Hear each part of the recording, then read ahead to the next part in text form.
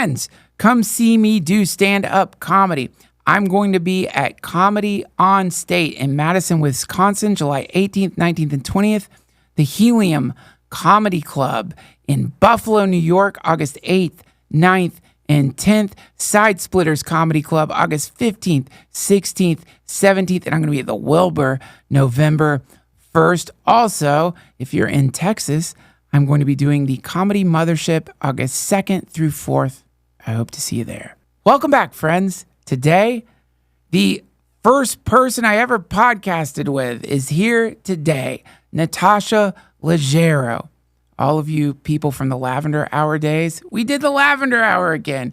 It felt like old times. Also, I hope that you will go and see Natasha while she's out there on the road. All of her dates are going to be at duncantrussell.com, or a link for you to find her. And definitely check out her hilarious podcast, Endless Honeymoon. And now, everybody, Natasha Leggero. Like, my podcast table, that I had, like, I'd moved it out of the studio to clean the studio. And then suddenly this unidentified just stench appeared in the studio and it started freaking me out. I thought it was Aaron's placenta in the freezer. But it was the dogs, of course, in the time the table was out there, like, oh, we can piss on it now. And so they just pissed on it, and it was like the worst kind of stink. Wait, this is so crazy. Are we recording? Yes.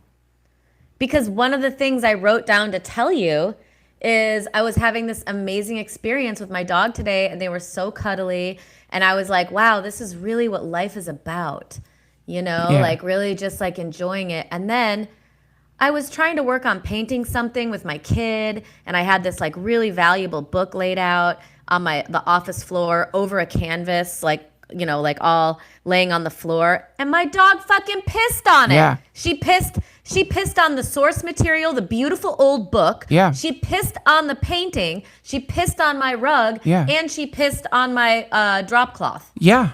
Yeah, they get you. They'll get you. Like, Is it worth it? Is it worth it to have dogs?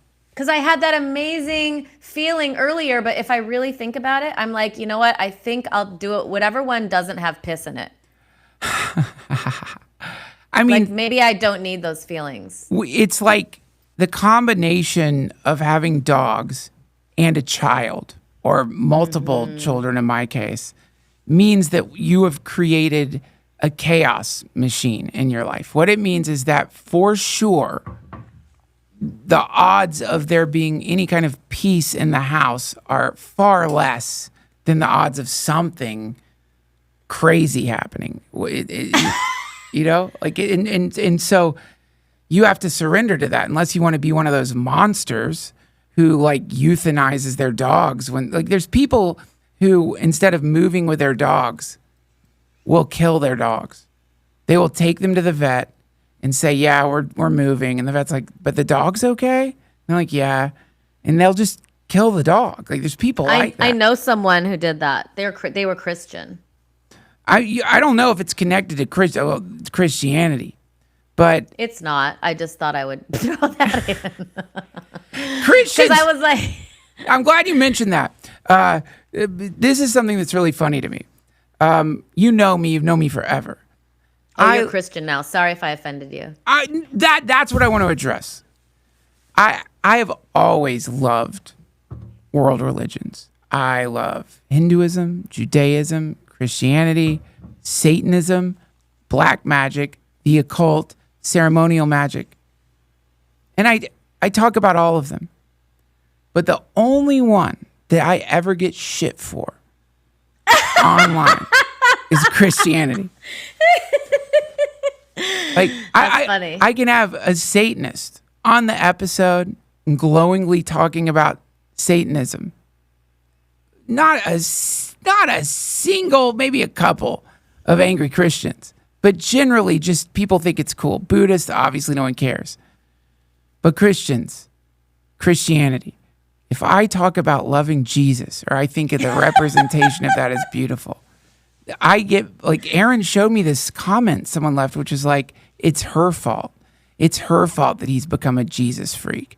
And it's like, it's so funny that of all the world religions, right now, the one you can really fucking like just go after is Christianity, and no one will call you a bigot. No one will, like, it's fine. It's cool.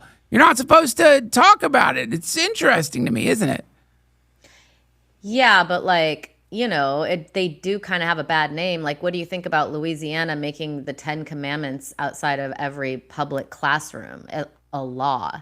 Like that's what happens when you're like fervently for Jesus. Well, no, that's the problem. It's like the people who are mad at Christianity, they haven't really even looked into it. And I don't mean like you need to look into it to find the Lord. I'm saying like before you even like, you're right. There's a lot of representatives of all the religions that have done like incredibly horrific shit.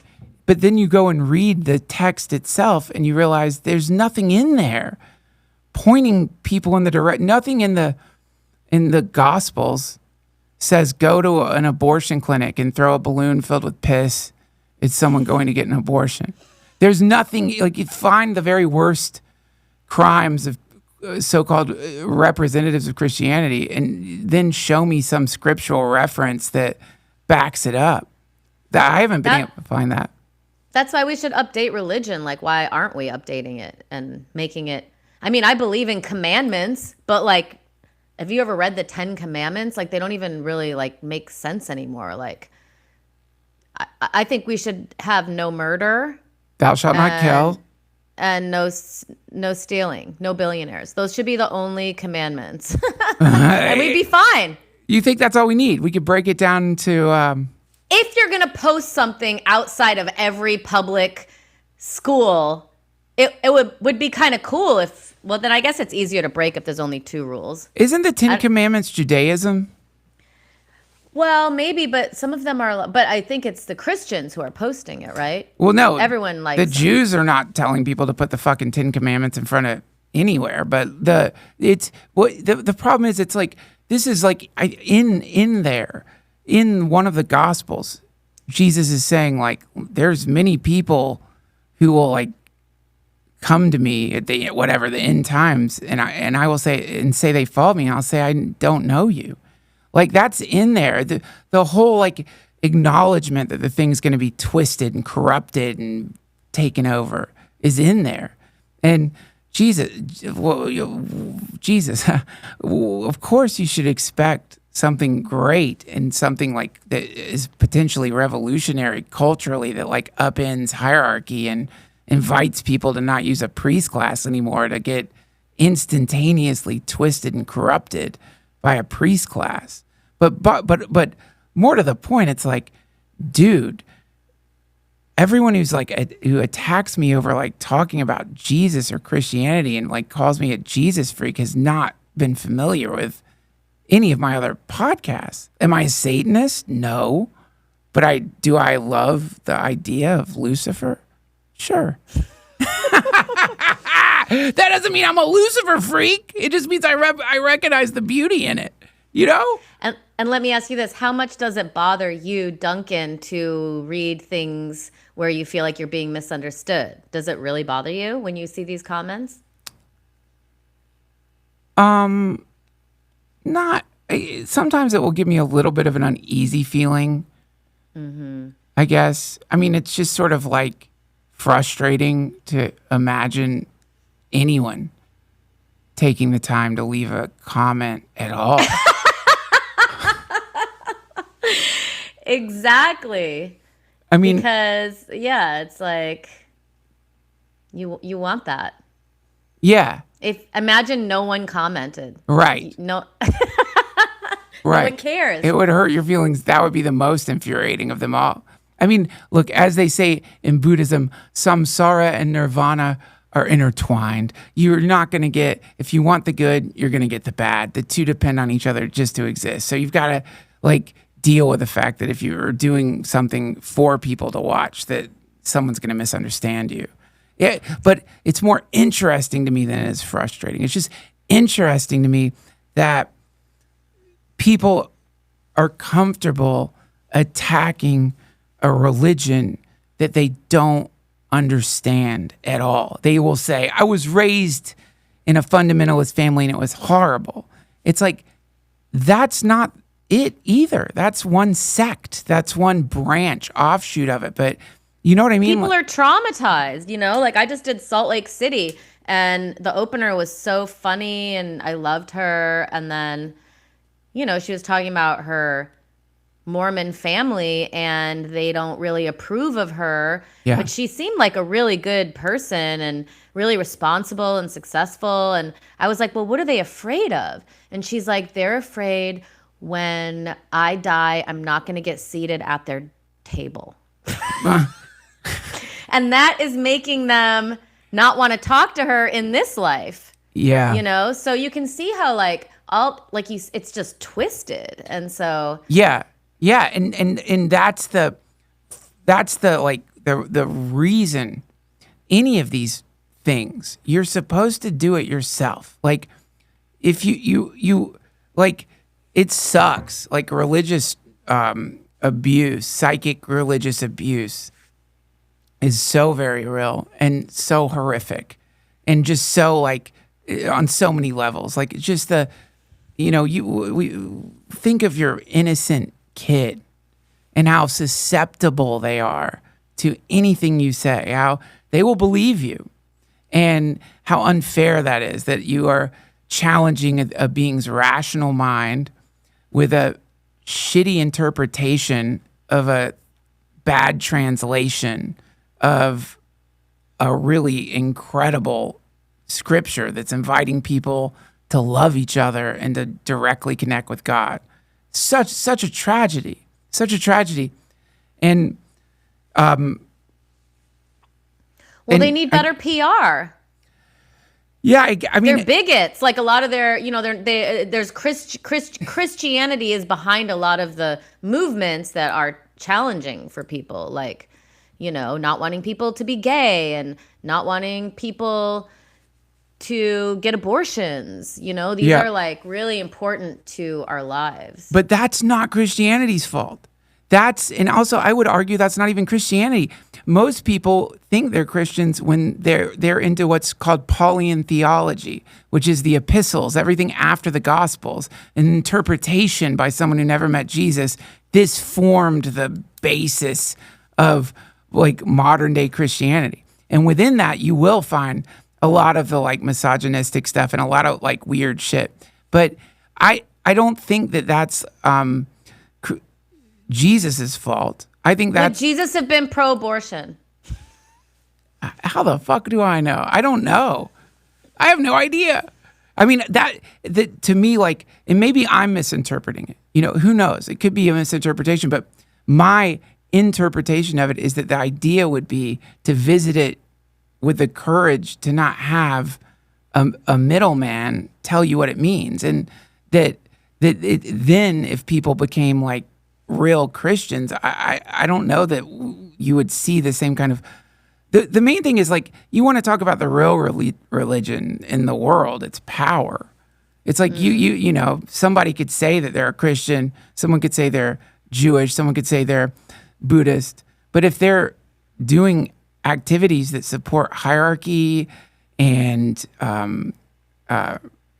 systems that create power imbalance, then that's their religion. That's the religion of the demiurge. That's the religion of that's real Satanism. It's any kind of thing that tribalizes and invites aggression, and then I don't care what mask you put on your aggression, right? If you're still if you're beating me up, but you're dressed like Barney, you're still beating me up. It's the same thing. I think that's if you want to talk, there is a, the conspiracy theorists, when they talk about a secret religion, they're almost hitting the mark.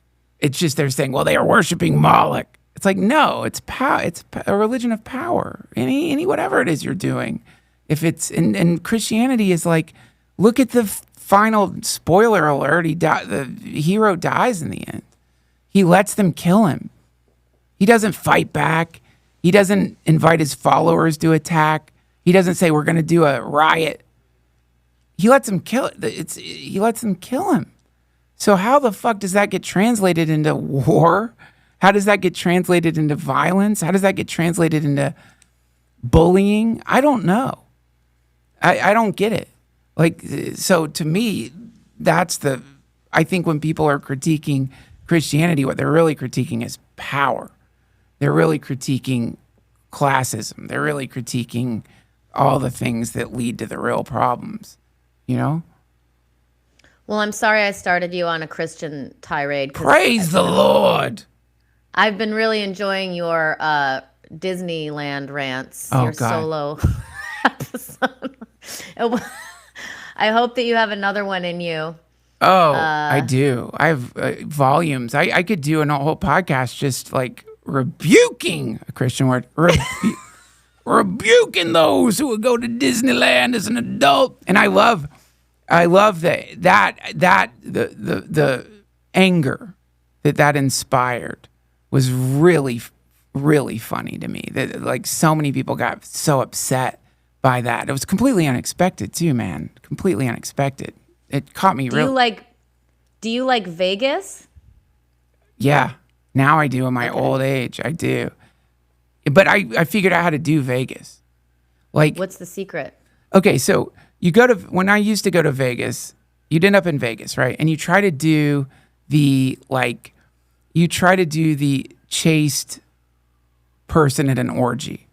You know the people, right? Like, oh my goodness, an orgy? I will never partake in this orgy.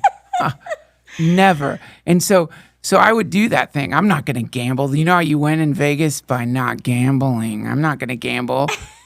You know what I mean? That bullshit. And then I realized how don't go to an orgy if you're not going to fuck. Don't go to Vegas if you're not going to just get on your knees and suck the devil's cock. You got to fucking go evil. And like, if you go to Vegas, let it seduce, corrupt you, destroy you, and then you'll have so much fun. If you go there, but you'll lose like $5,000 at minimum. Yeah, if you do that, you'll win it back eventually.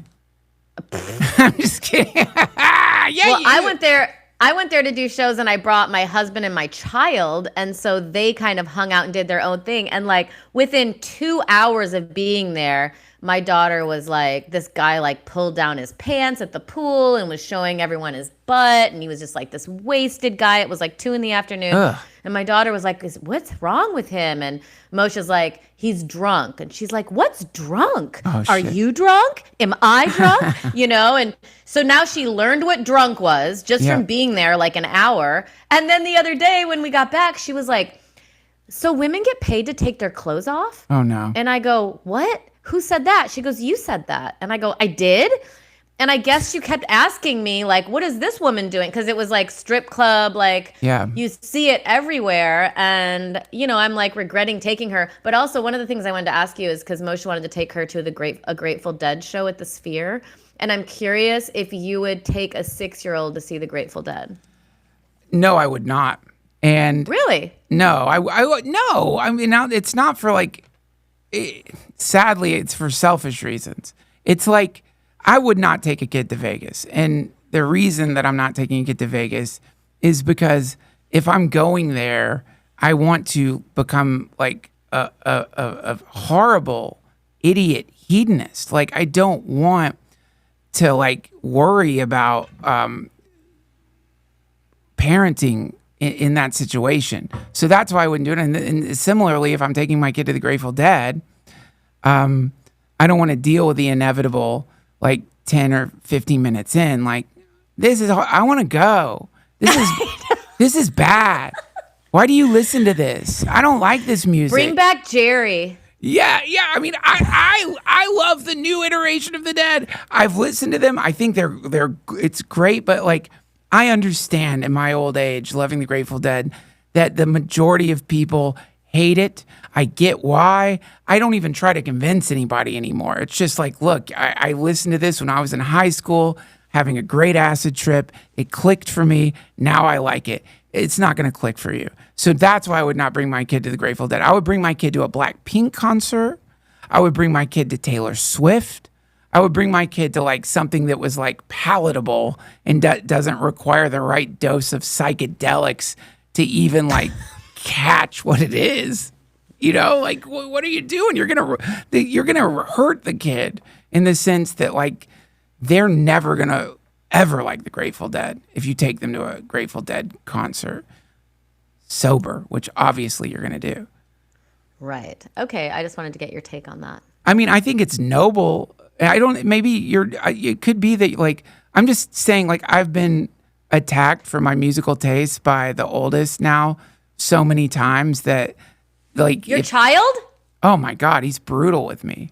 What does he want to listen to? Because my kid like only wants to listen to female pop singers that are out currently. Yeah, he's into that. He's into, God, what is the name? It's Aaron played him some DJ. What's that DJ who like died? He was really famous. You know what I'm talking about? Like Avicii. There's right.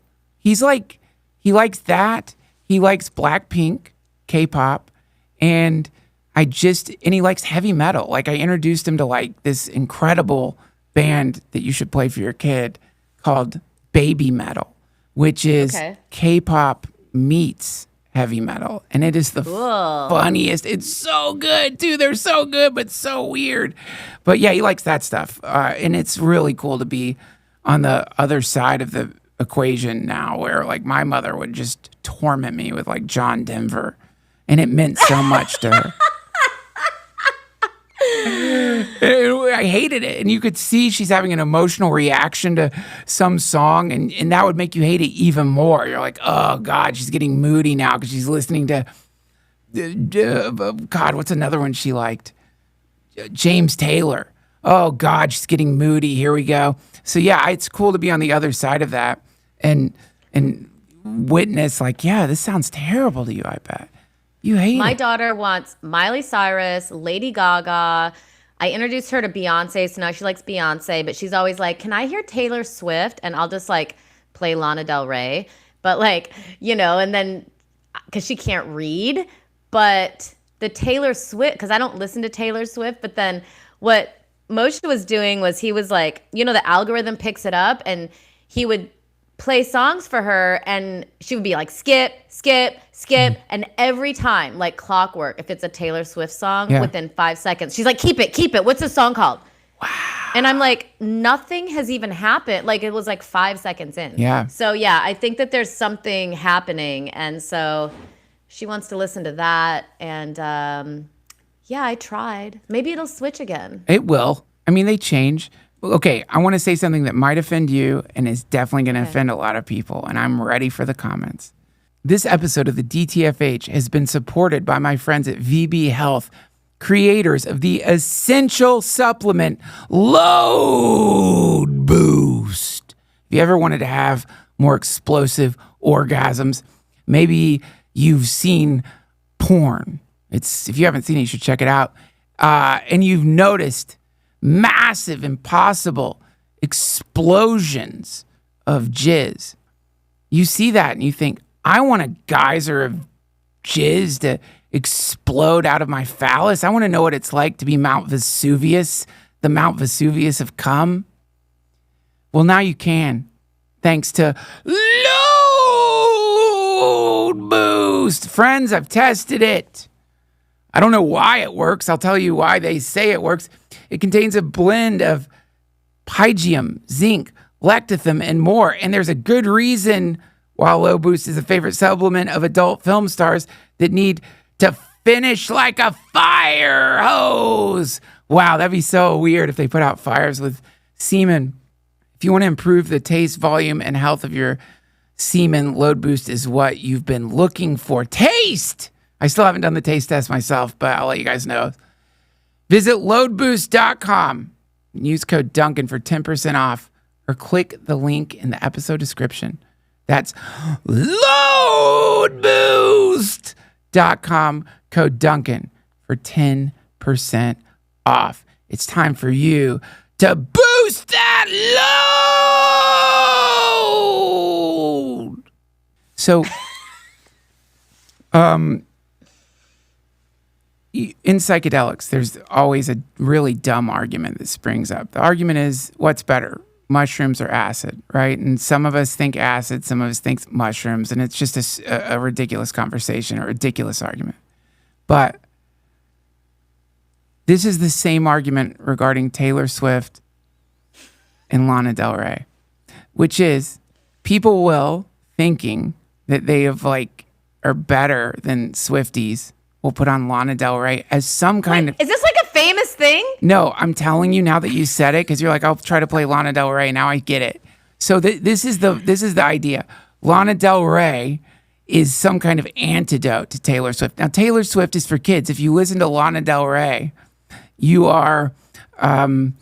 you sort of there's a little bit more sophisticated. Like Lana Del Rey speaks truth, whereas Taylor Swift is kind of like garbage. But I think they both suck. Oh, I'm ready. Oh, I'm ready. And I love Jesus. But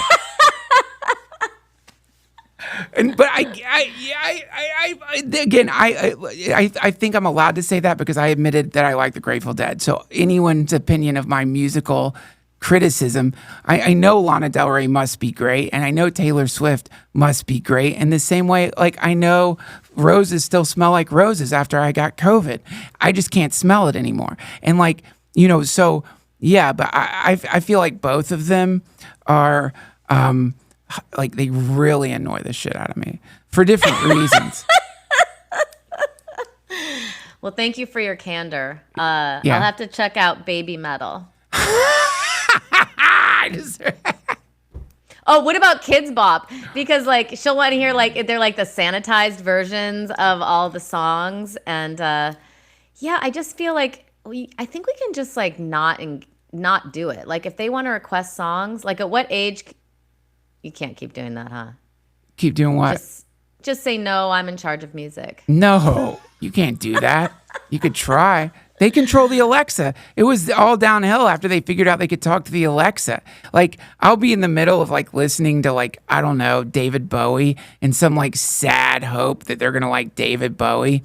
And 30 seconds in, play Taylor Swift. Alexa, play Taylor Swift, which Erin loves because she likes Taylor Swift. It's inescapable. If you have kids, you're just going to have to deal with whatever pop music is. You're going to have to revisit it and listen to it and deal with it. I guess I appreciate Moshe's 50s dad style because he's you are not allowed to change the Alexa. I appreciate that too. I think that's there's so many things that you tell me about him that's freaking cool. And the Grateful Dead aspiration is beyond cool. It's heroic. I think it's irresponsible, and it's because he's not thinking it through. Because it's overstimulation. It's you're supposed to go on acid. Everything else will pale in comparison. Is that the first? I mean, it probably would have affected her brain in some way. The sphere is a sound bath. It's right. A visual. It's has all these different shapes, and there's a different visual on every single turn. Yes. It would probably be overstimulation. It's same reason I don't want to give her VR goggles. Yeah, we don't do VR goggles with the kids. No way. I agree with you. I mean, I do think you're right. It's we just aren't there yet. We haven't figured out technology is as much a drug as any other drug. And just because you're not injecting it or snorting it or whatever doesn't mean it's not a drug. And the sphere sounds like a drug, which is why it's so funny to me, Natasha, that the movie, if you for whatever reason can't get tickets to a concert there, they show a movie there. They show a movie at the Sphere. Do you know about this? No. There's some kind of movie you can watch that is about climate change. So in Vegas, it's weird. In Vegas at the Sphere, which is clearly just designed for when you're hyper blasted to go there and freak out. They chose a movie about climate change in Vegas at the Sphere. It's one of the most insane mistakes. Isn't that good? No, it's Vegas. No, but is it information that people need, so they're kind of forcing it down people's throats? No one's buying tickets to that shit. You think they're selling tickets in Vegas when you have all? It's all right. What do we want to go freak out at the Sphere or go to a strip club? Oh, there's a movie there. Cool. What is it? Inconvenient Truth 2. It's like no one in Vegas wants to be have some corrective climate change movie. It's so confusing to me. Is all. I mean, it's confusing. Like, read the room, man. Like, you should be showing Texas Chainsaw Massacre. I don't anything other than, you know what I mean? It's Vegas. Like, think of how much energy is being used to destroy people's lives there, who are like sacrificing themselves on this awful demonic altar of decadence. And it's like, no one's going to be like, yeah, you know what? I want to take a break from drinking like massive fruit drinks and blowing my retirement on Frankenstein slot machines to go learn about the Earth's imminent demise. It doesn't make sense to me. Yeah, also it's like doesn't even feel like true hedonism to me. It's like you're in this smoke-filled room. You can't go outside because it's 110. It's like, what is this joy? And then you go to like a Parisian cafe that overlooks a Balenciaga store at a mall. Like, you're not even outside. It's so dumb. The pool, unless you rent a cabana for like $500, you're in the blazing sun. They don't even have umbrellas. Like, it's just like so dumb. The whole place is like absurd. It is.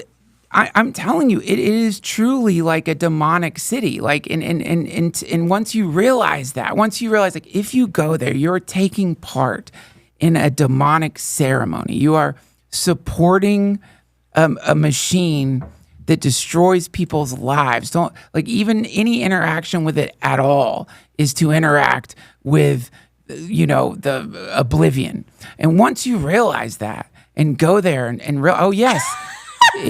Interact with oblivion. Yeah, it's oblivion. It's everything back. Late stage capitalism. It's this synthetic, horrific overlay. It's everything is fake, double fake there. Like they say in like the idea is like the universe that we're in is controlled by the demiurge. The demiurge is the antithesis of the creator. God creates one beautiful, real universe. The demiurge gets butthurt and jealous and is like, I could do a universe, mimics what God made, and then populates it with souls that are trapped in what they think is real reality. That's Gnosticism. That's Vegas. Vegas is like, oh, we don't need the Eiffel Tower. We'll just fucking make a shitty Eiffel Tower. Oh, we don't need the pyramids. Let's build a shitty fucking pyramid and put Budweiser signs on the outside of it. So it's like it's a tertiary simulation of it's a simulation of a simulation. And somewhere in there, that's where it gets absurd. That's why I like it, because it's such a terrible, bad simulation. You just have to surrender. The next time you're there, don't fight it. Well, I have to say, he did take her to 2 circuses. That's cool. And there's like some cool, particle ink at one of the hotels was like a kid laser exhibit. And then he also took her to the new Meow Wolf outside, like a little bit off the strip. That's like this interactive, cool museum. That place is cool. There are things to do for kids. But yes, you're right. And I had great shows at Wise Guys, and I highly recommend. Great. Which one did you do? I did the one at Town Square. That's the bigger one, right? I don't know. Okay. It doesn't. It was fun. Let me ask you this. I wanted to talk with you about. Yes, and then I have a question for you. Okay. Like, I think there's a lot of great comics right now, and a lot of great comedy is happening. Are you going to set me up to talk shit about somebody? Nope. That thing that you did at the Improv, where you took your shirt off, that was so punk rock, and like it was amazing.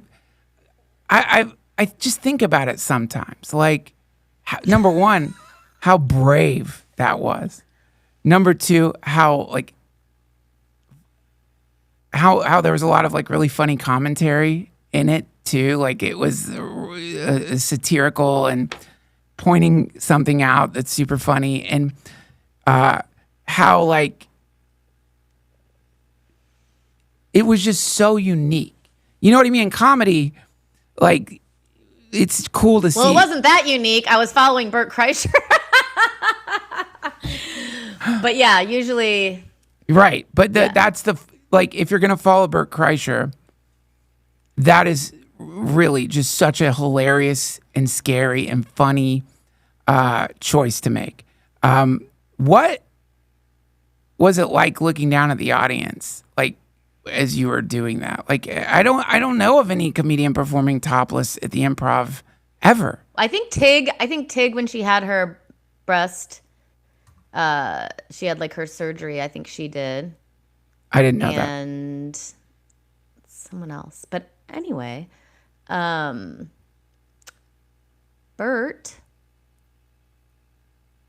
Oh, I was following him at the Improv, and he took his shirt off for like a 10-minute set.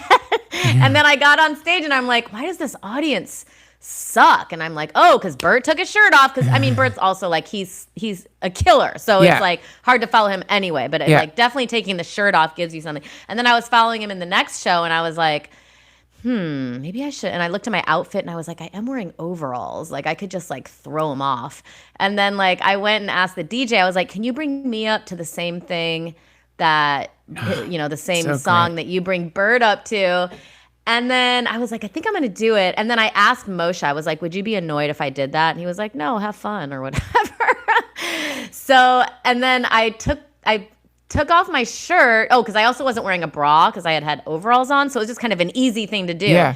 And then when I took off my shirt, because I hadn't really thought it through. Yeah. All of a sudden, there was just a sea of men holding their iPhones up. And like, I immediately regretted it, or at least was like, I did not think of that. And I was like, oh, I just want to get off stage. So I did like a little bit of material and then got off. So well, look, it was daring. I mean, I just got into a mood. You know what it was too? Like I was like, okay, I'm not going to drink for a month. And so I think like I was just kind of like really lucid, and just kind of like, whatever, like if I had like had a glass of wine or something, maybe I would have felt more like, okay, yeah, don't do that. So you were exactly in the right place. I mean, you somehow, that part of your mind just wasn't turned, it wasn't on. So like that censoring thing that like keeps people from taking those kinds of risks, it just wasn't there. And wow. Oh, interesting. I wonder if it's because I was like not drinking or something. Probably. I mean, definitely like drinking doesn't help stand up. I don't think it does. I mean, it can help, I think, if you're nervous, or it can help like, make you feel slightly loose. But I mean, first of all, we have such a weird profession. Like so weird. You're like sitting in your office, essentially, the green room, before you go on stage, and like 3 to 4 people ask you if you want some alcohol, and then like there's already alcohol stocked, and if you have a rider that wants to have I mean, it's just like, it's a very, they're definitely pushing it on you. They're pushing it on the people that are coming to see you. Yep. And so I can imagine it's very hard to be sober in this industry, but also, it is weird that we're like, given so many opportunities to drink. Oh, but I do think like 1 glass of wine can be good. But I do find if I have like 2, your timing immediately like is just, even if it's off just like a half second, Right. Yeah. You start to not have as much fun as you could have, I think. And that's why you need another drink, so that you get so drunk you don't realize your timing is off and you don't care. That's the... Also, this is just my tolerance. Like you might be able to have, a different tolerance. I know for sure that like performances in general, that kind of performance, it's just going to be, I mean, I can't remember who said it to me, but they're like, what other job are you encouraged to drink at? It's so strange. Of all the jobs, like that is the one where it's completely acceptable to drink. It just, I mean, that's the problem with any kind of like habituation to substances. Is if you don't take breaks, you won't have moments like that. And you'll never know whether or not that was because you were sober or what. But I don't know, maybe. I don't know. I mean, I guess it sounds weird because I would think if I was sober, my censoring mind might be more in charge. That if I was like drinking, I might be more likely to take a risk like that. But maybe that's not the case at all. Well, also maybe I'm just, I just know myself, and if I had like a glass of wine or something, I'd be like, oh, yeah, that's probably a bad idea. You're probably like not thinking straight or something. But wow, that was it rippled too. Like it got everywhere. Like it blew people's minds that you did that. I mean, that's shows you did something right. Well, that's cool. Yeah, I was definitely scared that people would start heckling me at my shows, like telling me to take your shirt off. But I haven't gotten one of those, so I'm kind of proud. That's that means great. I'm in control. Like I do remember the old days of comedy. Like I definitely have gotten heckled before, you know? Yeah, all of us have. Like I remember performing in where's the gambling? Atlantic City. And some guy gets up, he's like, "Wrap it up, sweetheart." Oh. Like when I had just started comedy, you know, like that. And also you're new, so like you're taking off your guard, so it's not like you're gonna like be able to eviscerate. I mean, I don't know how new comics do it now. They're always posting crowd work clips where they can like, you know, I've never been like someone who wants to dominate the crowd. Like I just kind of want to dominate in my own way, but yeah, I've never like the most of the genre of like comedian destroys audience member. I never really like it. Like it just makes me feel kind of uncomfortable usually watching it. Like I get why people do it. They feel like they are victorious or something. But yeah, that's a whole genre of like comedians attacking heckles. I just think if you start posting that, you're encouraging your audience to heckle. Like they start thinking that that's what you want. It's going to get them attention. You know, so many hecklers, there's a whole subset of hecklers where it just feels like people who just can't bear the fact that they're not getting attention for an hour. Like it's hurting them somehow, or they just can't do it, you know? And so when I get heckled though, I want to end my show. You do. I don't like, by the way, it doesn't happen anymore. Thank God. But it definitely, like, you know, it happens. I remember once I was playing at Caroline's and my opening line was something about like AIDS. It was like I had an AIDS joke. Like, you know, what's worse, waiting in line at the DMV or finding out you have AIDS or something? Like, I don't know. I probably wouldn't do that. I wouldn't do that joke now. And it was my first joke. And this woman stands up. She's like, her brother died of AIDS. And I was like, I'm sorry. Oh my God. And then they left.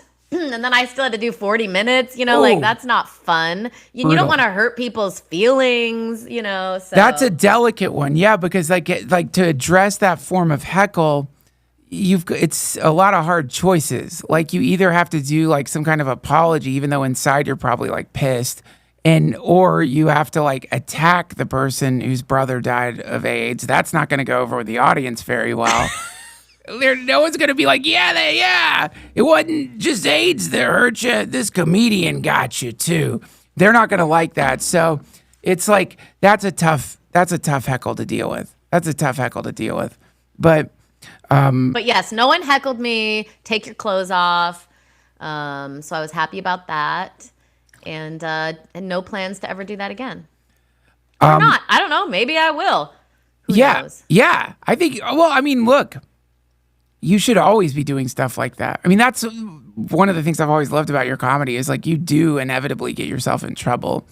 You know, there's it was good. Oh, well, this is why I got mad is because the Improv, they were like, you can't post that video. It ended up like someone else posted it, but they were like, you can't post it. And I said, why?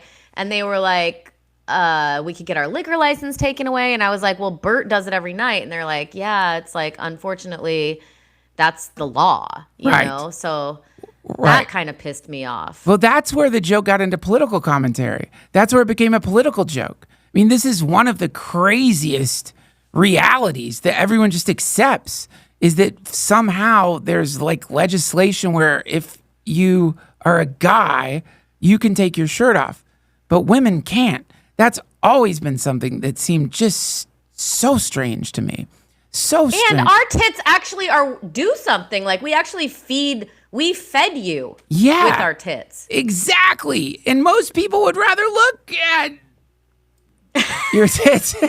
You know, like no one's like no one's into like no one gives a fuck if I take my shirt off. It's like but the fact that it creates such a reverberation, the fact that the club is like, no, we can't do that. It could hurt our business. The fact that it's the law. They were just obeying the law.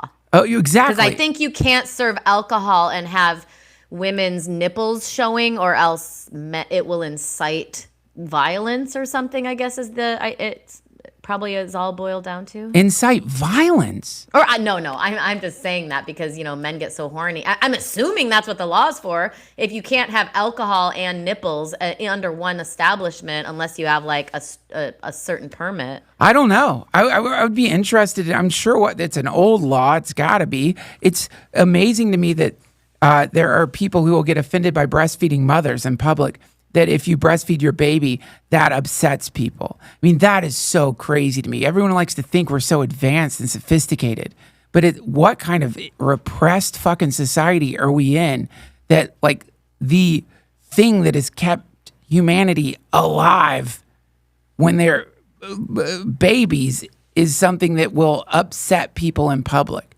That is so crazy, right? That's a weird aspect of our society. It just shows like we're still very primitive. Like we're still very, very, very superstitious and spooked and like out of our minds. I'll tell you what would cure it all. What, nuclear war? Nope. What? Matriarchy, baby. Shit, that's not going to fix anything. Are you kidding me? You don't think women would pass better laws? No, absolutely not. You think women, if they were in charge and reigned, that they would just get into the same situation? You're already using the wrong language for it. Reigned?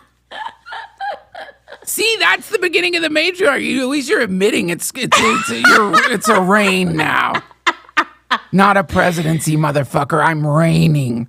You don't think that men reign? No, I think men reign. It's just like this is the thing, because you as a matriarch, you don't have any experience. Men have tried. Look, you're already mansplaining to me about my matriarchy. Well, I don't want to be rained on. Look, the thing is, you just have to change the language a little bit. This is the problem. It's just power. No, whenever it doesn't matter the gender of the person. The problem is power. It's like, no, I don't want women to be in charge. I don't want men to be in charge. Well, men are in charge, and this is where we've ended up. I mean, how many of the top 5 billionaires fighting to be the first trillionaire are men? All of them, 100%. And yes, you're right. Yeah. And why did they become billionaires and trillionaires? Why? Because the male brain. I'm just kidding. Oh, under here.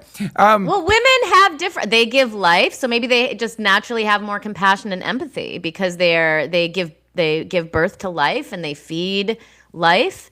So, they don't have testosterone flowing through at the same amounts that men have. They're not like prone to exhibit or display or compete. They're like up with their upper body strength and like whatever that bruteness is. Like, I don't mean to be so gendered, I guess. What? Dude, I don't care. I just think women would be better. Of course I feel you like do. Women but like, how many times do like women, if women are negotiating, I don't know. It just seems like it would obviously be better. Well, I couldn't disagree with you more. I don't know if it would be worse, but it wouldn't be better. And maybe there would be a few like years where things seem like, oh my God, we should always let women run things. But I don't think the issue is the psychology, but the issue is the system is designed to elevate narcissists. Like the White House is a right. There's plenty of female narcissists. Right, and so the system to become very good point, Duncan. Yeah, we summon narcissists. Like it's a narcissist trap. Washington D.C. We summon narcissists. If you had like narcissists in the walls, how you'd get them out. You'd like tell them that they could control everything, and then they would come out of the walls. This is what DC is. It's just like it's the personality type that you have to get to the point of being a politician successfully. A lot of the time, there's not very positive personality traits.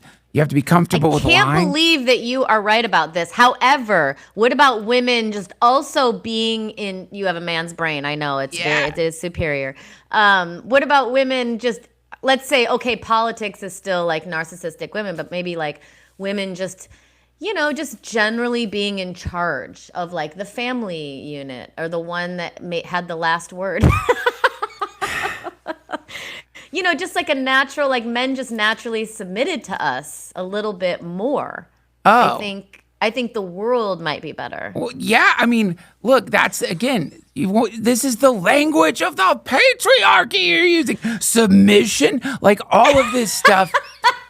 It's the same. It's well, like, you blasted my argument, so now I'm just kind of like spitballing. Maybe you're right. I mean, I don't know. I do think like there's something to be said for anarchism, not in the like on write the symbol on your skateboard way, but anarchism in the sense of recognizing that sometimes there doesn't need to be one person in charge all the time. That a really advanced system would understand that the person who needs to be in charge at any given moment is the one who's good at whatever is happening, the best at that thing. Not, you know what I mean? Like this idea that a president is going to be able to handle all the problems is so insane. They're not going to be good at everything. No one is. So our system's all fucked up because this person is installed for 4 years who's going to deal with God knows how many weird fucking problems, and they're not going to be good at all of them. That just doesn't work. So should women be completely in charge? Sometimes, absolutely. Sometimes Erin needs to be in charge, for sure. When I'm like addicted to Elden Ring and she knows we're going on vacation and I need to fucking work, it's good. I need someone to be like, Duncan, you gotta stop, man. You gotta stop. But and it's. I think Erin probably can run a pretty tight ship. She's very capable. Yeah, but I'd like her to run my life. Every time I talk to her, I'm like, yeah, I get pumped to do stand up. She's very encouraging. Oh, she loves you. But that's I think so. I just don't think anyone needs to be in charge all the time. I think we need to figure out a way to let some people be in charge some of the time. I don't know how you do that because I'm a comedian. I'm not a mathematician. I'm not going to invent a political system, but you can't deny the sexism that exists with like trying to control women's bodies. I mean, that I do feel if there was more women in making the decisions and the laws, that wouldn't be the case. This is why I brought up that gag that you did, is because that's the commentary that I saw is like brilliant and so simple and so like you didn't really even have to say anything. It's just the ripples it produced are indicative of just what you're talking about. And again, it's like the thing you're talking about was baked into the system before most men living today were born. And it has its roots in madness. So yeah, totally, absolutely. Woven into any modern day system of governance is something that has its roots in a time when no one even imagined giving a woman power. And we call that the good old days. And then what happened?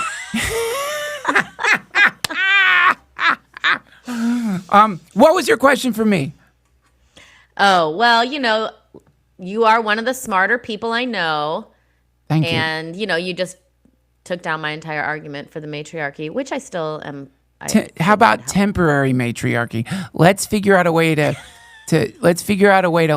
take down the patriarchy and take down the all archies and find a way to create some more collaborative temporary system of experimenting with power that allows all kinds of groups to be in control here and there.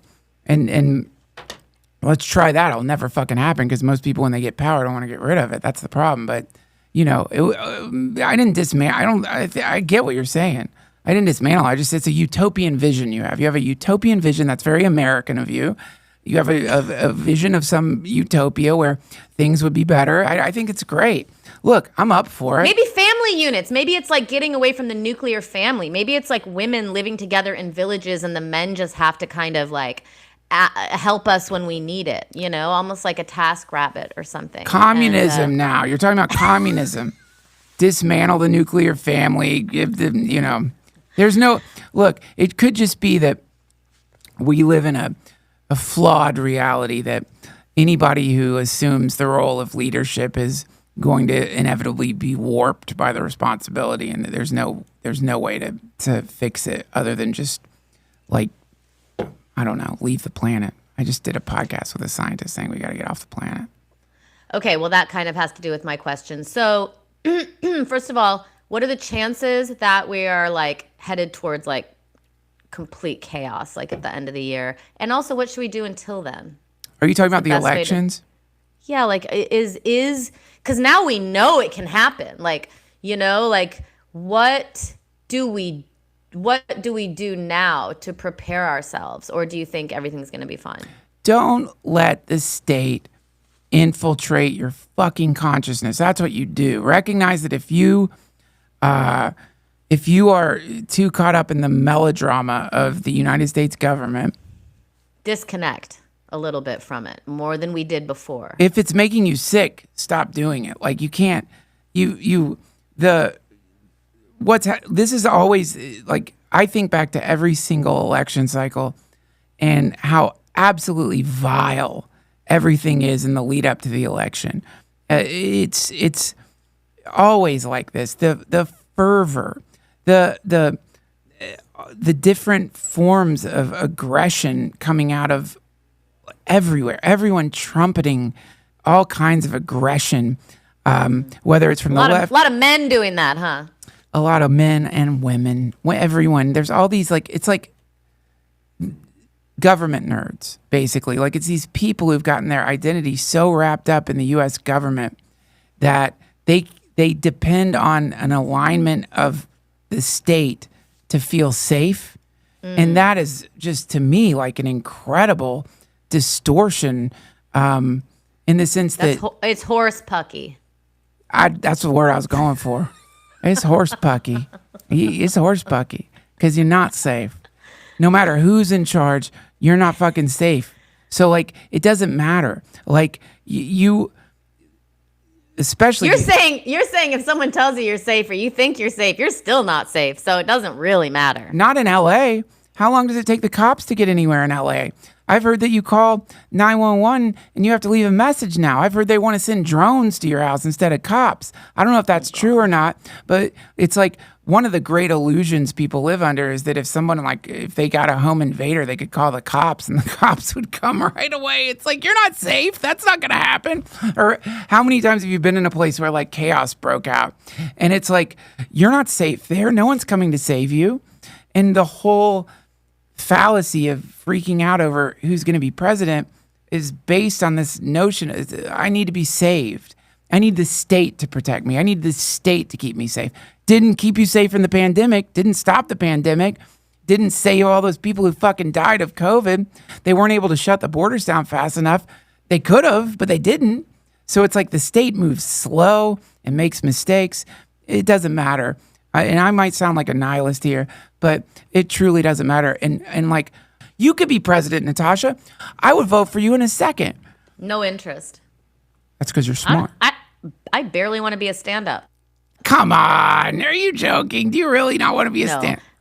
I do feel a strong urge to recede into the ether, though. Oh, yeah. I just want to disappear for like 2 years. You can't anymore. The urge to recede. Oh my God, I feel it all the time. That would be so nice, just to melt into just to sort of like gradually fade away into obscurity and just blink out. But you can't now. You have kids. You got to keep it moving. You got to keep selling those tickets. You got to keep doing it. All right, well, come see me on tour. My dates are on my Instagram. Wait, what's your next date? What's your next date? I'm not exactly sure, but I'm going to some really cool places. I think I'm going to Boston. I'd have to look. Providence. Everybody. Places that sound nice to me.